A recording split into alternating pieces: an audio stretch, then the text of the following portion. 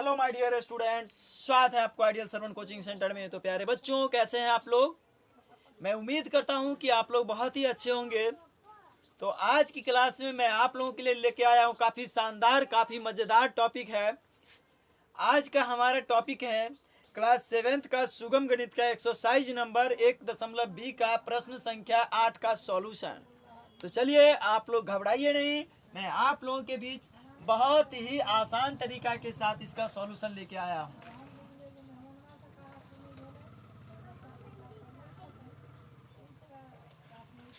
प्यारे बच्चों, जैसा कि हमारा प्रश्न संख्या जो है वो क्या है, 8 है। प्रश्न संख्या 8 में क्या करा है, गुणा के नियमों के आधार पर रिक्त स्थान को भरिए। बच्चों, ये जो प्रश्न है वैसे ही नहीं लिखा गया है, इन प्रश्नों को नियमानुसार लिखा गया है, नियम के अकॉर्डिंग लिखा गया है। ठीक है, जैसे कि यहाँ पे लिखा हुआ है -31 गुने +4।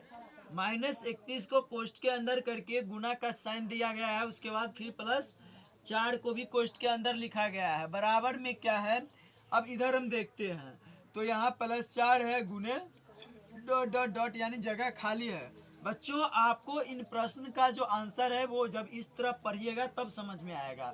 तो आप जब इस प्रकार पढ़ते हैं तो इधर देख रहे हैं कि -31 को पहले लिखा गया है और +4 को बाद में लिखा गया है। लेकिन जब बराबर के इस तरफ हम आते हैं तो देखते हैं कि +4 को पहले लिखा गया है और यहाँ क्या होगा, -31 होगा या क्या होगा ये पता ही नहीं है। तो बच्चों, जब इस प्रकार का प्रश्न रहता है तो हम जानते हैं कि यह गुना का क्रम विनिमय नियम है। गुना का कौन सा नियम है बच्चों? गुना का क्रम विनिमय नियम। जब किसी भी अंक के स्थान में हेर फेर कर दिया जाता है, यानी जगह में परिवर्तन कर दिया जाता है, तो उसको हम गुना का क्रम विनिमय नियम कहते हैं।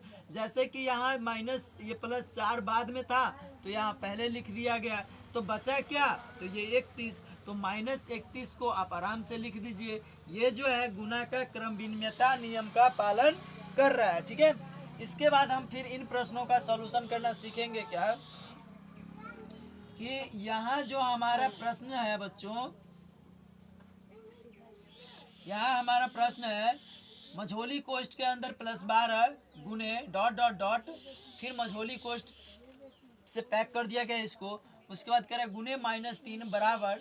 अब देखिए, अब हम इस चीज को देख रहे हैं तो यहाँ खाली जगह प्रतीत हो रहा है, यानी ज्ञात हो रहा है हमें। तो अब बताइए कि यहाँ जब खाली जगह है तो इसमें क्या डलाएगा। सिंपल सी बात है, इधर खाली जगह है तो पहले इधर पढ़ लीजिए, इधर पढ़िए, अपने आप समझ में आ जाएगा कि भाई इधर क्या आएगा। यहाँ देखिए, छोटी कोष्ठ के अंदर +12 है, फिर गुना का साइन है, फिर क्या है +12 है, +72 है। कितना है बच्चों? +72 है। और फिर गुने, फिर मझोल -3 और गुने जो है मझोली कोष्ठ है। तो हम इस चीज को ध्यान से देख रहे हैं। एक चीज समझ में हमको आ रहा है कि यहाँ जो है +12 को मझोली कोष्ठ के अंदर में लिया गया है और उसके बाद क्या होगा ये मुझे पता ही नहीं है। अब यहाँ देख रहे हैं कि +12 को कोष्ठ से बाहर किया गया है और 12 के तुरंत बाद जो है से 72 को मझोली कोष्ठ के अंदर में रखा गया है। हम यहाँ देखते हैं कि मझोली कोष्ठ के बाहर -3 है और यहाँ देख रहे हैं कि मझोली कोष्ठ के अंदर में -3 है। इससे तो हमें साफ साफ पता चल ही रहा है कि ये गुना का जो है से कौन सा नियम है, तत्समक नियम है। कौन सा नियम है? तत्समक नियम है। ठीक है, सॉरी, गुना का साहचर्य नियम है। कौन सा नियम है बच्चों? गुना का साहचर्य नियम है। तो साहचर्य नियम है, तो अब हम क्या करेंगे, तो यहाँ देखते हैं कि +12 गुने डॉट डॉट डॉट, तो 12 के बाद यहाँ देखिए -3 भी लिखल है, तो यहाँ 12 है, ये भी लिखा हुआ है। यहाँ देखिए कि -3 है, ये भी यहाँ लिखा हुआ है। तो बचा क्या है, तो 72 बचा हुआ है, तो +72 लिखिएगा।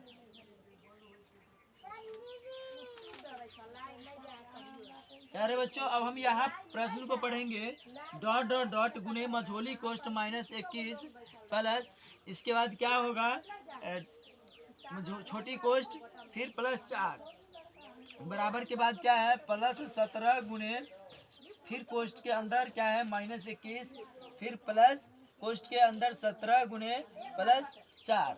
अब हम देख रहे हैं एक चीज बच्चों कि यहाँ जो है गुना का कौन सा नियम का पालन हो रहा है? तो गुना का वितरण नियम पालन हो रहा है, क्योंकि अब हम देख रहे हैं कि इस 17 से जो है 21 में भी गुना है और 17 से यहाँ 4 में भी गुना है।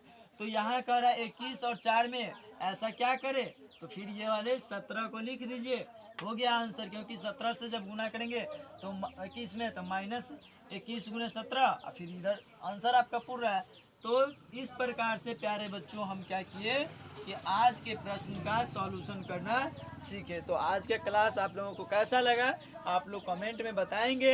हमारे इस चैनल पर यदि नए हैं तो लाइक और सब्सक्राइब जरूर करेंगे। धन्यवाद।